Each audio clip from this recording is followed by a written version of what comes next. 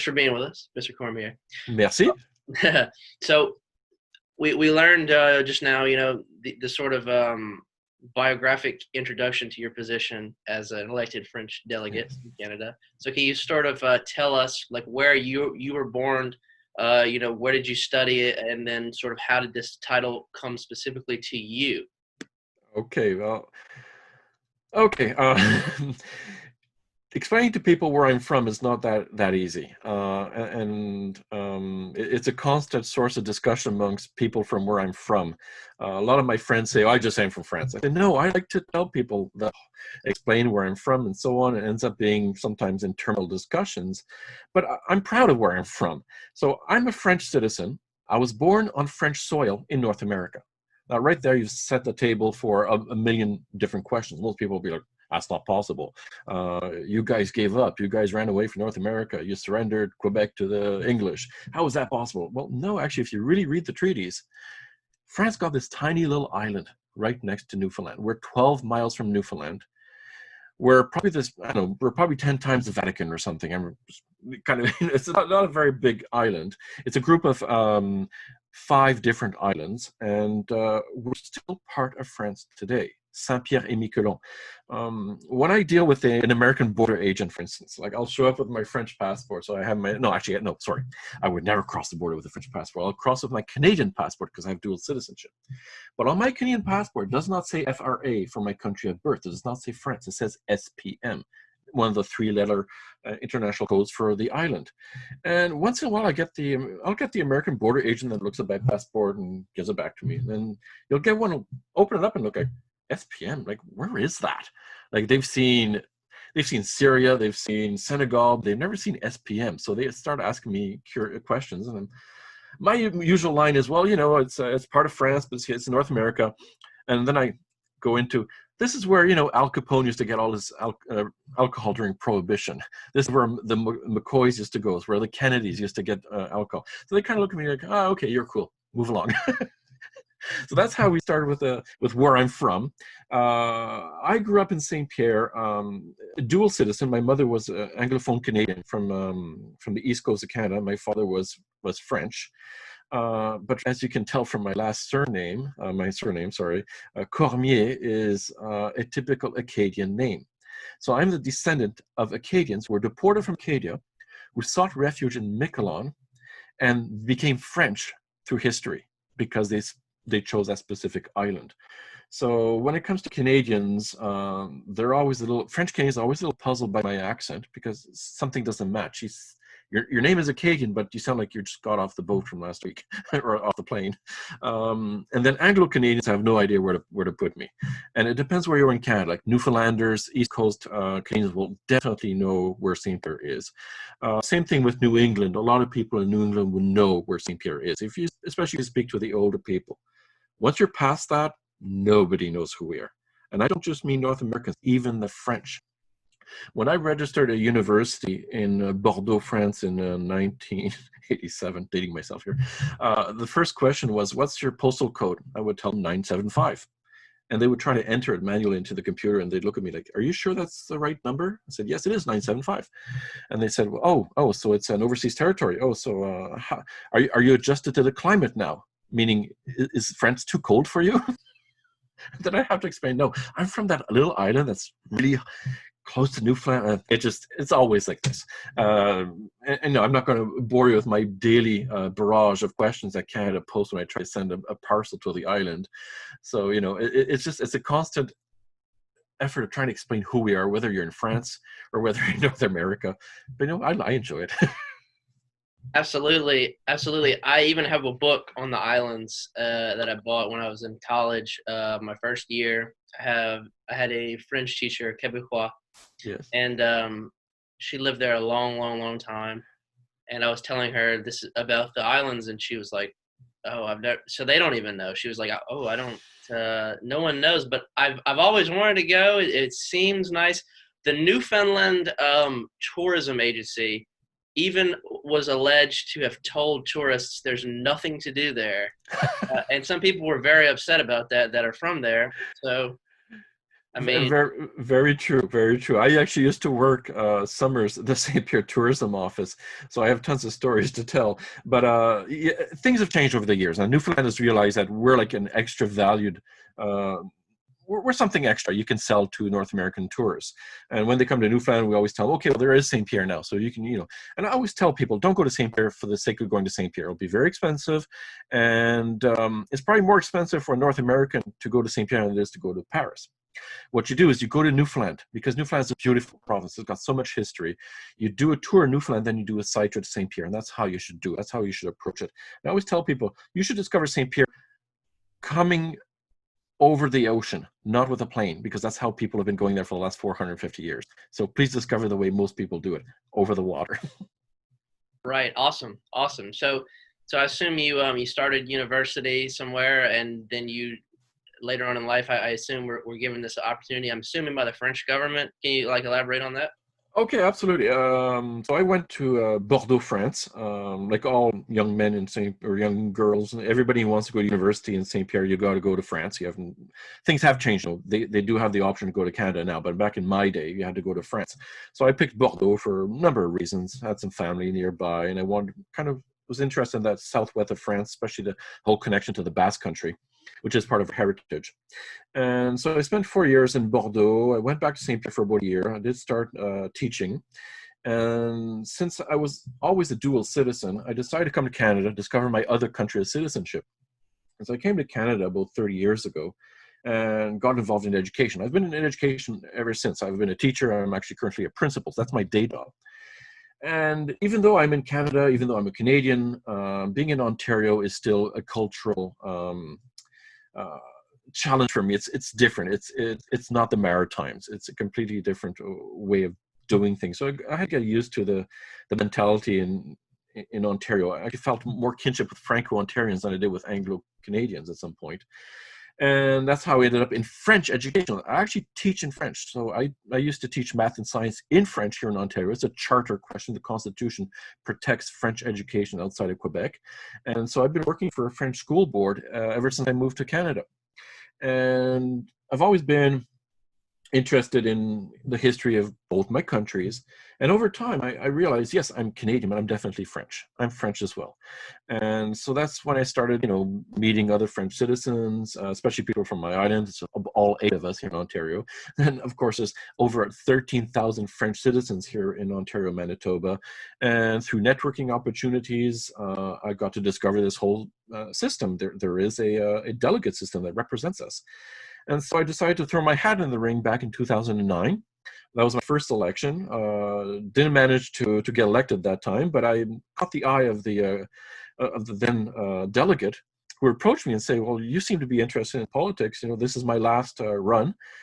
Maybe you should consider running in 2014." That's basically how it happened. And 2014, I had already been in a number of other elections. I even ran for number 2 on a ticket for French MP in 2012. And so I've always been interested in the whole political aspect of things. And I ran in 2014 and was elected one of the 4 delegates here in Ontario, Manitoba. So that was one of the most rewarding experiences electorally. And since then, I did run for the Senate, but I did not run to win. It's a ticketing system where you have to have 6 or 7 candidates on a roster to hope that the number 1 person gets elected senator. So I was like number 3, number 4, I don't remember the exact details, but we managed to get senator in from my team. So whenever I go to Paris, Ronan, every time he sees me, he gives me a big bear hug because he managed to get to the Senate, thanks to me, and of course, obviously, the 58 people that voted for him. So that's how I went from education, needing to be in contact with French expats, needing to have this connection back to my other country's citizenship. That's how I got involved in politics. And I've always been interested in helping others figure things out. And I'm sorry to say, but the French administration is not the simplest thing in the world. So we need these delegates to explain to people, this is the procedure for A, B, C, or D. Awesome, great story. Yeah, I have a close friend that lives in British Columbia, and I'm all interested in French, and we all are. And I asked this person repetitively, how much French is there with you? Is there French everywhere in Canada? And they said, not really, only in Quebec in that area. So how much French is in Canada? And is it all pretty much restricted to sort of the eastern part of Canada, or is it everywhere? I know it's in the law, right? The bicameral sort of language system y'all have. So is it very popular? Well, that's a fascinating question because there are 5 million answers to that one. Canada has let's say, a three-tiered governmental system. First, you have the federal government. Federal government, international relations, foreign relations, most of the income tax. It has a system of equalization payments between provinces, but each province is extremely autonomous. It's almost as autonomous as the American state, for actually maybe more. But it's similar to the American system where provinces will do education, they will do health, they'll do a whole bunch of other issues, and then you have the municipal level. So Canada is officially bilingual across the board when it comes to the federal level.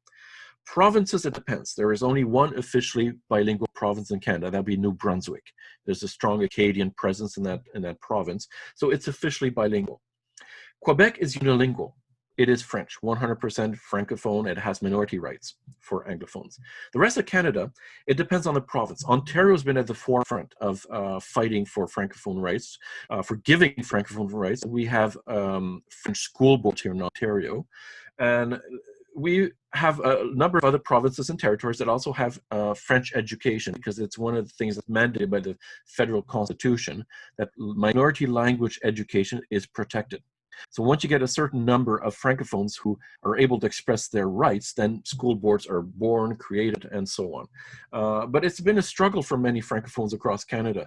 Franco-Albertans have had a very tough time, and they have to constantly take the provincial government to court to demonstrate that the federal laws has precedent and so on, and they must build a school board and so on.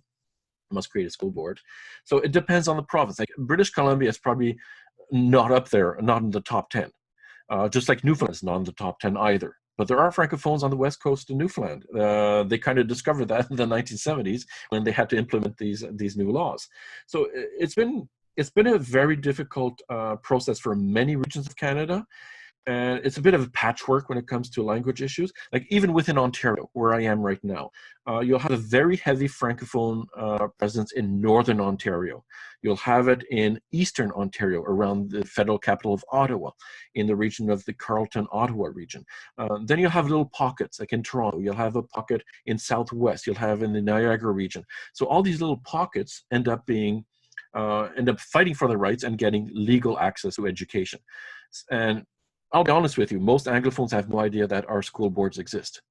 I constantly take classes and training sessions with Anglophone school boards, and when I try to explain to them that, yes, I'm in a school board that's a public language school board, there are Catholic school boards as well, that is Francophone, where even the janitor has to speak French, they look at me like, you mean it's not French immersion? I said, no, this is French language education.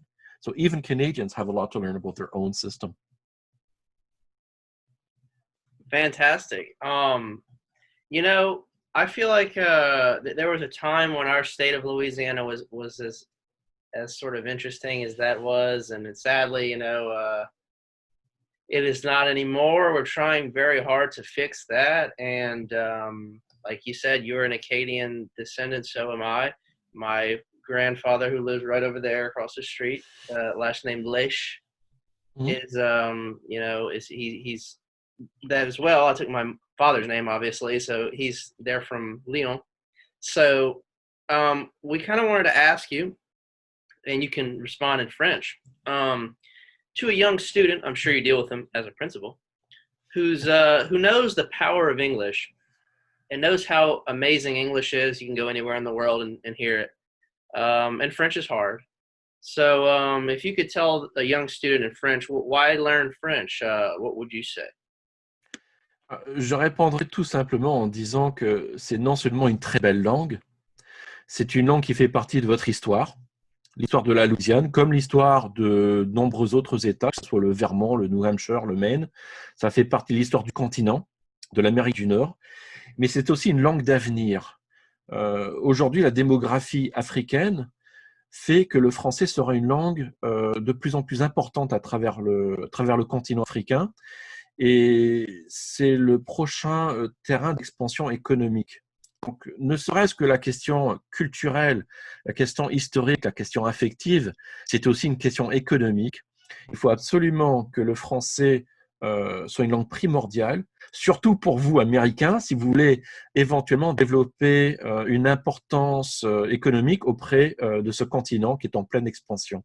Le français, bon, pour des raisons historiques naturellement, est présent pratiquement à travers tout le continent africain, notamment dans le Maghreb, au niveau de l'Afrique centrale, l'Afrique de l'Ouest, et si, même en Afrique de l'Est d'ailleurs, hein, je ne me trompe pas, l'ancien territoire d'Afarisas aujourd'hui qui est Djibouti, Madagascar. Donc, si vous voulez, le français vous permettra éventuellement d'établir des liens très importants avec ce continent.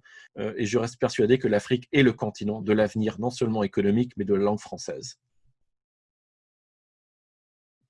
Yes, I'm glad you mentioned to the Maghreb and those areas, because oftentimes our French staff at LSU is or are from that region of the world. A lot of I used to live in Marseille for a little bit, and there's maybe more Africans there than French people.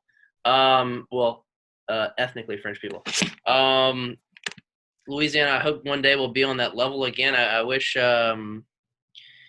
You know, there was a story that these two sort of high-level French aluminum CEOs came to a plant in my state, and I think they were disappointed because they were expecting to be welcomed with literate French and see everything French here, and it's kind of quite the opposite, unfortunately. I mean, there's still some areas where you'll hear some dialects, Kourivini, which is we actually work with a guy who teaches that sort of Creole Cajun dialect. I talked to the Consul General of France in Chicago, Monsieur Lacroix, and he said there's even a Missouri French, sort of a French up there. Have you heard of that?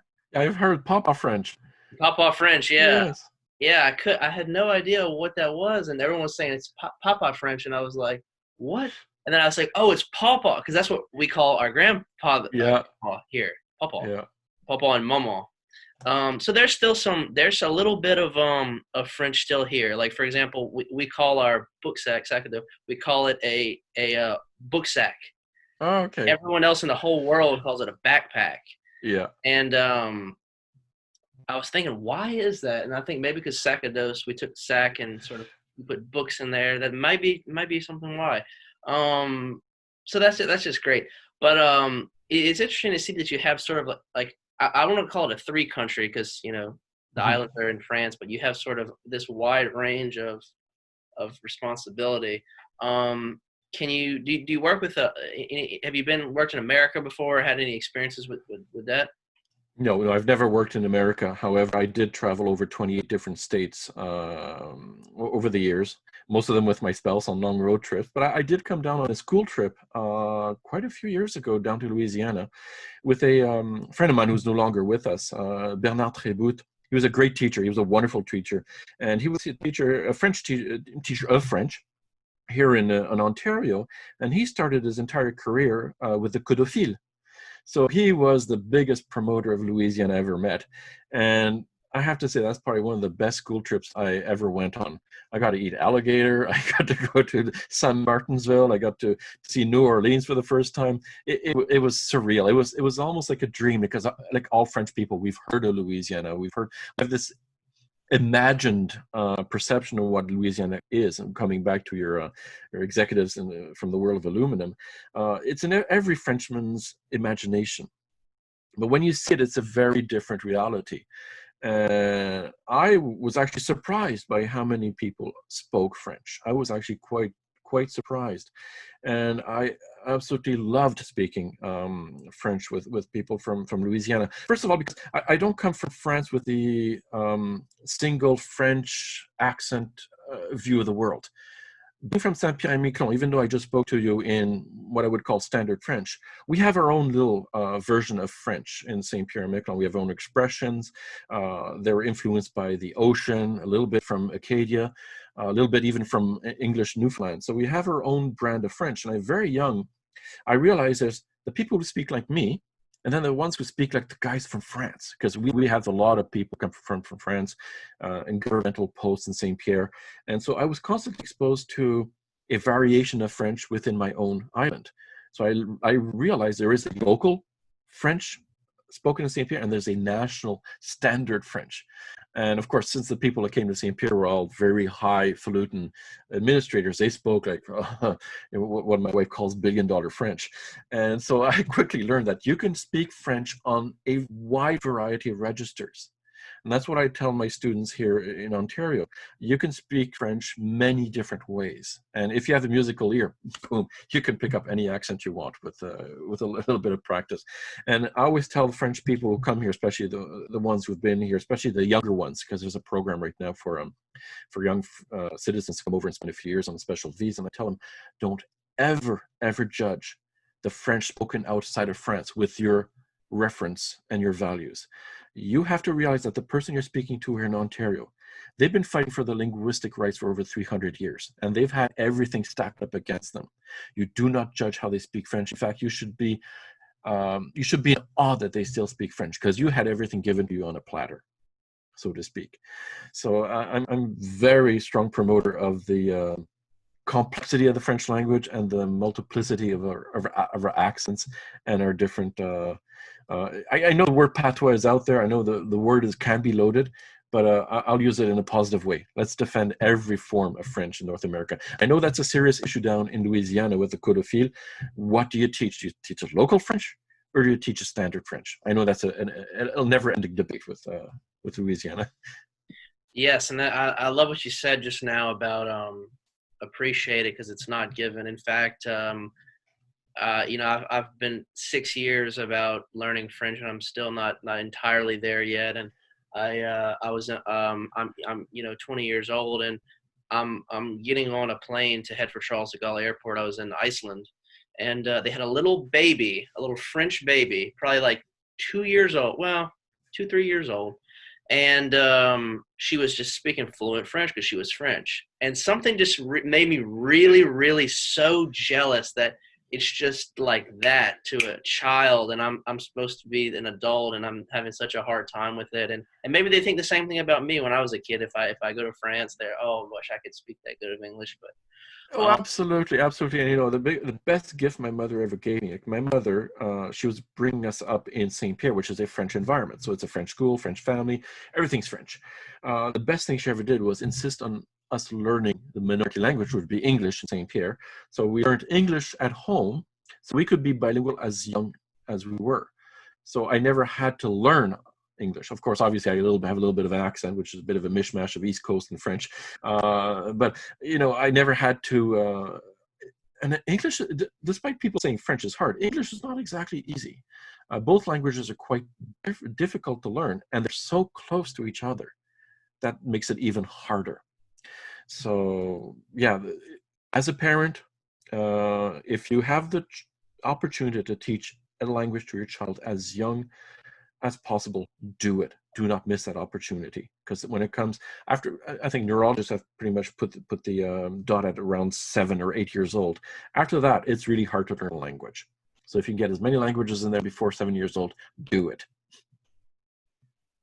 Absolutely, absolutely. I wish I had that. And we talked to a local state representative in Louisiana from Breaux Bridge near Lafayette. And my grandpa told me the same thing he said. He said they were punished as first grade students for not speaking English. Apparently, the reason they were punished was not because they hated French, so they claim. They actually, it was sort of a problem because the teachers had to teach in English and they didn't understand. So it was kind of frustrating for them as well from an educational standpoint. Now, you have to understand that even in St. Pierre, we've lost languages, just like we did in France. So France is in a kind of a difficult position when it comes to defending minority languages abroad, since we pretty much erased every minority language in France. Up to about 1952, some people still spoke Basque in St. Pierre. Now, there's a difficult language, non-Indo-European. So I've always had this fascination for minority languages, and I tried to learn Basque on my own. That wasn't much of success there. But having been in the Basque country, I really was fascinated by this other language that's just so different.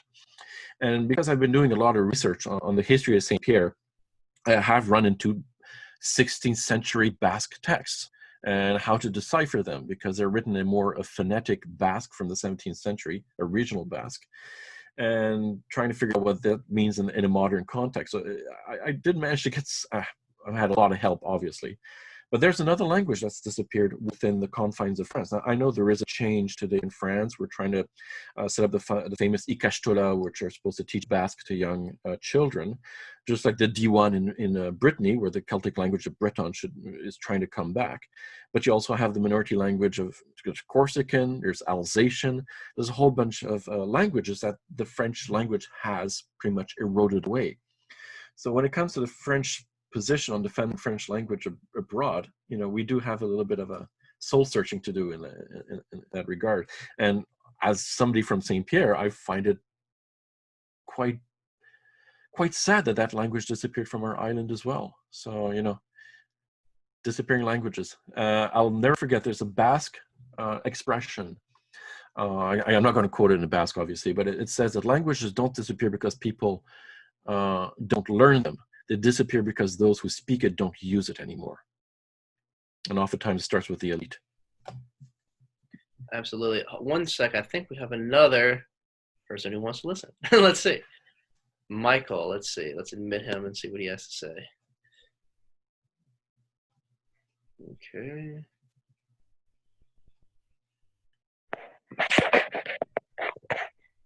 Hello, Mr. Michael? Yes. Hi, you wanted to listen to this fun interview we're having? Sure.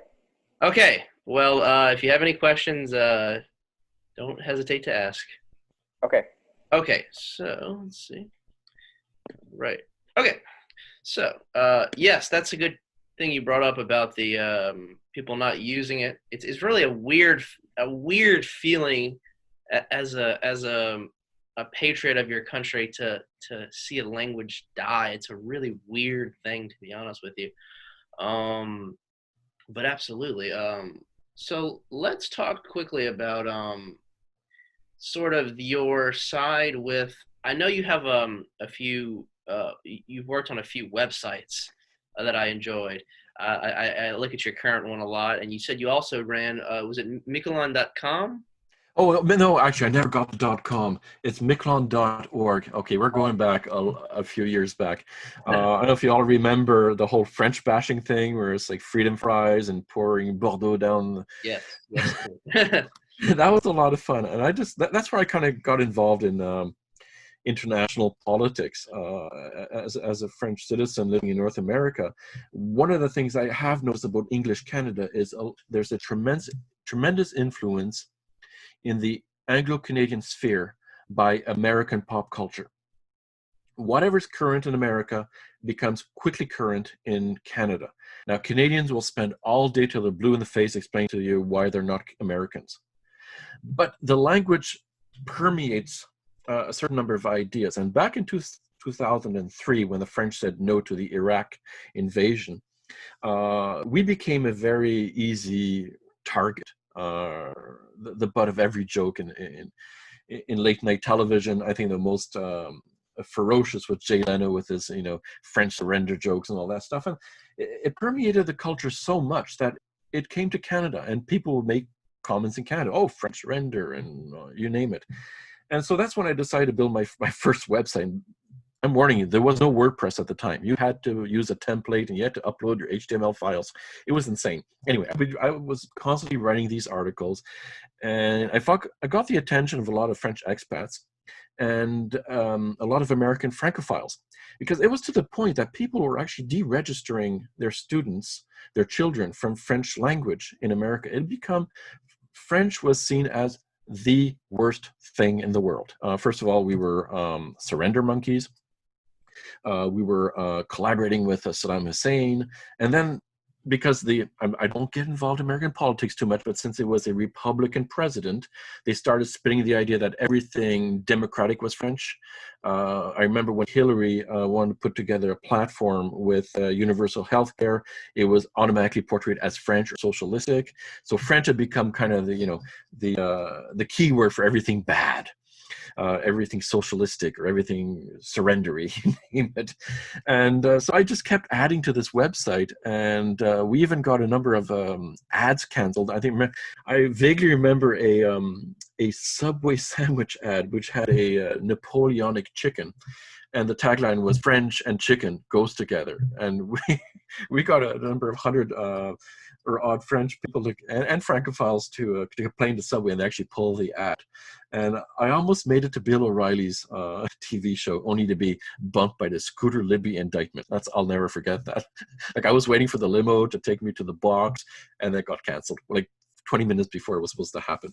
That would have been my claim to fame, to be on Bill O'Reilly's show. Anyway, putting that aside, I really enjoyed that because I was able to demonstrate to a number of politically savvy Americans that what was being said about the French was what people didn't dare say about a number of minorities or a number of whether it's ethnic or identity. And I tried to demonstrate the hypocrisy and the idiocy of this whole anti-French attitude. And somehow I think we got the attention of a number of people, including Conan O'Brien when he came to Toronto, and it was quite a bit of a disaster where he made fun of French Canadians, equating French, the Quebecois, as being nothing more than just North American French surrender monkeys, and that didn't go very well here in Canada.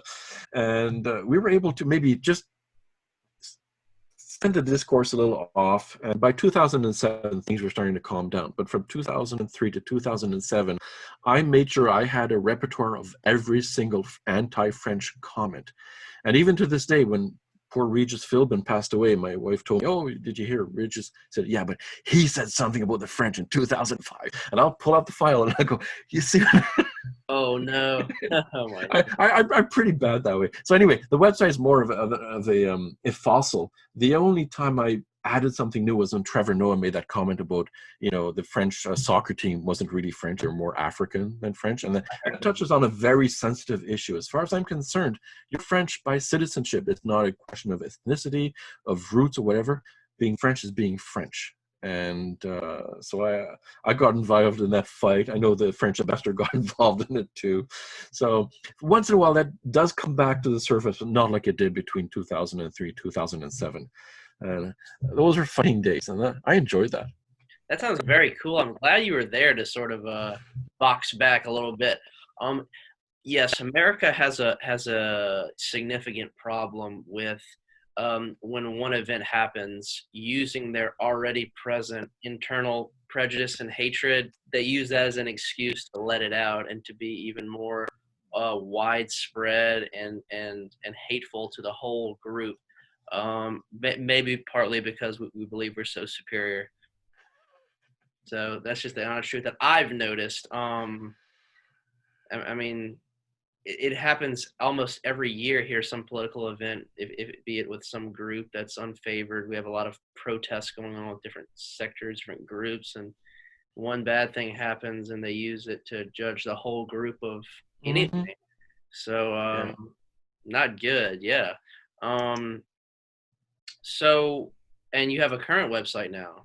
Yes, I do. I have a number of websites. One, obviously, for my political position, where I put an article maybe once a month or so on. I do send an email blast to my 11,000 French citizens here in Ontario. But I have a number of other websites, including the famous Grand Cormier.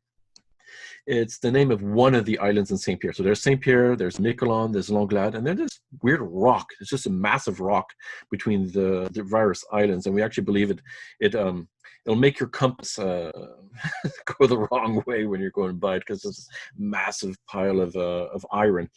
And so this island is named the Colombier because it's always been covered with thousands and thousands of birds. And I picked that name because it was neither Miquelon nor St. Pierre. And it is one of the major islands, and it was one of the oldest names in St. Pierre. I think the name goes back to 1544. So I decided to build this website and archive everything I could ever find about St. Pierre's history. The website is about, if I'm not mistaken, I think it's 20 years old. Maybe it's even more than that. It might even be older than that. I think 20 years is domain name, so maybe 25 years old. It has close to 3,000 documents on it. It could be anything. It could be something from the CIA declassified files about St. Pierre. It could be just something I found on a Google website. Google Books, for instance, has been scanning a large volume of books, and if I find an interesting article, I'll try to extract it. The famous website Gallica in French, which has a massive amount of content, has a huge number of articles on St. Pierre. So I try to centralize this stuff, try to maybe, it's really just a work in progress, because I do plan to eventually write books on the history of St. Pierre. So it's a work in progress, and it's kind of my database for looking up my own information, and I have it out there free for the world to look at. My number one passion when it comes to St. Pierre's history is its cartography. All early North American maps have St. Pierre on it, because it was one of the first beacons you would notice when you come to North America. Then it kind of fell into it just got forgotten because it's not as important. Once you explore the entire the continent, you move into Quebec, move into Ontario, those little islands weren't as important for mariners anymore. So we kind of got forgotten between the 1700s and the 1900s. So most early maps have St. Pierre on it, and number of explorers came to St. Pierre. It could be the Portuguese, it was the Spanish, the British, the English when it comes to Cabot, and of course the French, Jacques Cartier. So, and one of the reasons I do work a lot on St. Pierre's history is who else is going to do it. We're not part of Canadian history, although we're kind of a side story to Canadian history. We're French history, but most French historians aren't really going to spend much time on St. Pierre. So we're this odd intersection of North American and European history. We have very North American events that have happened in St. Pierre. The War of Independence for America had consequences for us, because we ended up being the island that the British were going to beat up because they lost America. So we were deported because you guys were helped by the French. Then the French Revolution, which is a very, very European thing, happens in North America in St. Pierre. The British were not going to have a bunch of revolutionaries at their doorstep. So it's a constant mix. World War II, we become part of Vichy. North America, especially the United States, did not want to ruffle the feathers of Pétain and Vichy France at the beginning. And Canada wanted to invade the islands because we were broadcasting weather bulletins during the war, which is like a definite no-no. The U-boats will find you. So Canada had planned to invade St. Pierre. America was trying to play footsie with Pétain, thinking they could still control Vichy France. And then here comes de Gaulle and goes, hey, we're going to liberate this island. 24 hours later, it becomes part of Free French. And who's upset? Roosevelt and Cordell Hull. The American government actually asked the Free French to leave the island and reinstate the Vichy government, which, with hindsight just seems absolutely ridiculous today. But back then, this is 1941, 1942, they were hoping to still influence occupied France and the collaborationist regime of Vichy France. So here we are, this tiny little island, all 200 square kilometers, all 6,000 inhabitants. We're front page news in the New York Times on December 24th, 1941. And eventually, American public opinion changed the day. Americans were like, no, this is good news. Finally, the war effort is going in our direction. I'm sure it's just a little island, but the Free French are now getting somewhere. And the American government had to retreat on that question, and Churchill did play his role. So, middle of World War II, we became so important for all 24 hours. And that was our claim to fame during the war. Wow, that's absolutely fantastic. There's so much history, right, in this country that's not known as it should be, honestly. So I commend you for your efforts in putting it back. Thank you. Or putting it up there on the pedestal, because it is interesting. I do want to come one day. That's interesting. I also study international politics, and it is true that I guess the French are always into something sort of jarring or politically sort of stirring, right? My French teacher once told me if the sun doesn't come up early enough in the morning, they'll have a protest. And you mentioned earlier that you work with the Senate, and I believe, I could be wrong, but I believe the last time I was in Paris during the Yellow Vest protests, the Senate was spray painted, graffitied on the bill. So seeing that, I sort of saw the history of France by looking at the parliamentary building, and I also saw the modern history of France while they're spray painting profanities or whatever on it during this event. So would you say sort of France's attempts to protest and be very sort of, I don't know if you want, sort of recoil the government a lot, is that a new thing, or have we always seen that? No, that's a very French thing. No, I'll first of all, I'll give you an idea where my politics are, because I am an elected member and I do have my own politics. I'm a member of a party called the Union of Independent Democrats. We're a center-right party. Very few people know about us because we're not exactly one of the major players, but we do, work in coalitions, number of senators and MPs.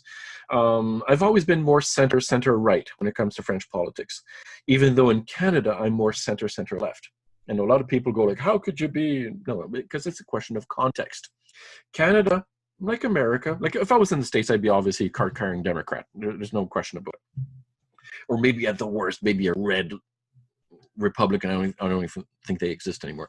So it's all about context. Like North America, Canada is I find very right, center-right country. So I tend to be more on the center-left to balance things out. In France, the country is very much to the left, which is why I think I need to get my politics involved more in the right of the spectrum. Definitely not the far right. I have nothing to do with those people, but more of the center right. My philosophy has always been that of the oldest party of France, the Radical Party. Sounds terrible, but it's actually a very centrist party. The Radical Party, its definition is your heart is on the left, but your wallet is on the right. So that's where my politics come from. France, however, has had this constant shifting balance of power. You had the right-wing governments for a long number of years under de Gaulle, under Giscard d'Estaing, and then there was a bounce that went over to the left with François Mitterrand. And when we mean left in France, we mean left.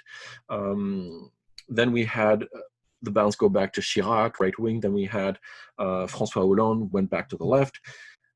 Whether it's left or right, the French will always protest. And it's almost a question of a mythology. We're all educated according to French history, and French history, especially in the current version of school curricula, the French Revolution is always portrayed as the foundation of our country. We got rid of those horrible kings, the whole Ancien Régime, and they tend to vilify the previous regime as being one of the worst systems in the world. And when you grow up and you get to read a little bit more, you realize it's not that black and white. So right-wing French politics often is inspired by Bonaparte, or it could be influenced by a certain number of values that come from the Orléans, which is kind of more of democratic monarchy that existed before it was finally dissolved in 1848, if my numbers are correct. But we are all educated with this mythology of the French Revolution was the foundation of our country. So everything revolutionary is good. And France has gone through many revolutions, not just one. We had the famous French Revolution in 1789 that went through a number of iterations with the execution of the king. Then we had revolutions against Louis-Philippe. We had revolutions against Napoleon III. We had revolutions all through our history. And the last one, the most recent, is 1968, even though it was more of a cultural revolution. It is still seen as a revolution in France. It really shook power to its core. So we do believe that the street has a lot more power. When I tell my Canadian friends that, oh, let's go protest in the street, they kind of look at me like, what for? Why would you do that? That's only if there's like a major issue. And small potatoes. France, you have the right to go on an individual strike. Somebody who's driving a bus can go on an individual strike. He can strike right now because something went wrong. He was attacked. He feels unsafe. He can go on strike. As a teacher here in North America, I know how negotiations are a lot more complex, much more Norwegian style. There's a number of laws that you have to follow. There's a number of procedures before you can even consider having a vote on a potential strike, and it has to be a very legal strike. Whereas in France, it's more of a, let's get back on the barricades, just like they did the 5 different times before us. So this mythology is out there. And what happens is France only evolves through shockwaves.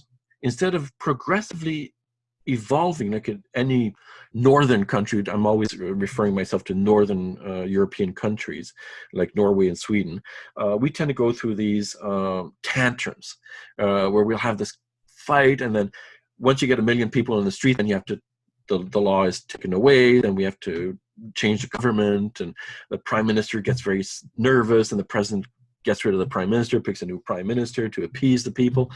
And we end up looking at the rest of the world and going, well, they moved on. We're still stuck with these kind of antiquated ways of doing things. And I strongly believe that this mythology is detrimental to democracy's health in France. We have a strong democracy. That's not the issue. It's this constant fear of the street that paralyzes French power to this day. That'll be my speech. Fantastic. I love it. I love hearing about this, because we never talk about politics, but I want to talk about politics always. So it's just like this. But I enjoyed seeing the yellow vests in France. I put stickers on my college dorm, Je suis un gilet jaune. Yeah. They probably didn't understand what it meant anyway. But it was interesting. We obviously have a lot of protests here that are unfortunately not going so great in terms of expression, I guess you could say, on both sides, with brutality from the police and the military towards now. What I loved about the yellow vest protests was that they always had French flags. So like you knew that they liked that they wanted their country to be greater. Now it's sort of a wave in America, that we don't like our. Yeah, waving the French flag is not a common thing. Now, you're coming from a North American perspective. Well, yeah, everybody has a flag. I just have to cross the border into Buffalo, New York, and I see flags on every porch. It's a little bit like that here in Canada, and we're getting there. Canada is more like Italians will have their flags, the Portuguese have their flags, and we'll have a Canadian flag as well, but more multicultural in Canada. America, you got to have the American flag, and maybe a blue jay or something, and some other decorative flag, but American flag is ubiquitous in America. France, waving the flag is not a thing. It's just not done. And unfortunately, because of that, waving the French flag has become synonymous with far-right politics. The one party in France that will always have the French flag, that will rally in front of a statue of Joan of Arc, will be the National Front. So today, waving the French flag is seen as, oh, are you one of those guys? Are you an extremist? And so we've had to take that flag back from the right wing and reappropriate it, especially during, I know, it makes no sense, but during a soccer win. That's when people finally pull their French flags out. But the French usually don't have a flag outside of their house. That's old school. That seems weird, or it seems extreme. And the politics of flags is not the same in France as it is in North America. So seeing the French flag waved in a demonstration is sometimes identified as being a little bit to the right and maybe a little bit suspicious. Interesting. And I would say in the past 3 years, we're sort of on that track too. People are sort of thinking, why are you waving that flag, especially in today's situation and climate? I believe it was maybe George W. Bush, but maybe not. They had one politician, regardless of their politics, said that the American flag is not the history of, it's the future of. So if you want anything to change, that the flag is sort of the lens to look through for hope in the future. But yeah, that's interesting what you said about how that's not a common sight. We just did a project where we examined lyrically the French national anthem, and I read it in depth, and I was thinking, like, this would not fly today, this anthem. I was thinking, like, this is xenophobic. So I looked up, like, the anthem xenophobia, and it's yeah. Now, that's a big debate in France. Is it xenophobic or not? Because it's the whole line on impure blood. Impure blood means the blood of the people, because the nobility was seen as being pure bloods. So having impure blood, sorry, in the furrow is a good thing because you're spilling your blood for France. Now, 200 years later, people haven't read anything, quite that significant, and they read that and they go like, impure blood, meaning what? The blood of foreigners? And that's how it becomes construed as xenophobic, where in fact it means our own blood, which is not pure compared to the nobility. So you see how it has a meaning and it has switched over time. And yes, it is a very bloodthirsty anthem. Here in Canada, every morning I have my students stand for the Canadian anthem, which is it's a very, hope nobody hears it, but a very Care Bear anthem. If you had the French anthem played in schools, that, first of all, it would not fly. It's not proper. It's an anthem we use for important moments. Bastille Day, as you call it in North America, le 14 juillet. It will be for November 11th. It will be for the 8th of May. It will be for commemorating battles. And yes, I do have a French flag behind me, because when you live abroad, then you realize, wait a minute, there's nothing wrong with flying the French flag. I know I don't do it back in my country, but now that I'm abroad, that is who I am. That is part of who I am. So French expats will fly the French flag a lot faster than the French citizen would. In France, it's the flag that you see on City Hall. It's the flag you'll see on the high school, but you'll not see it on a home. That's interesting. Yeah, here, people literally have flags flying off of their cars.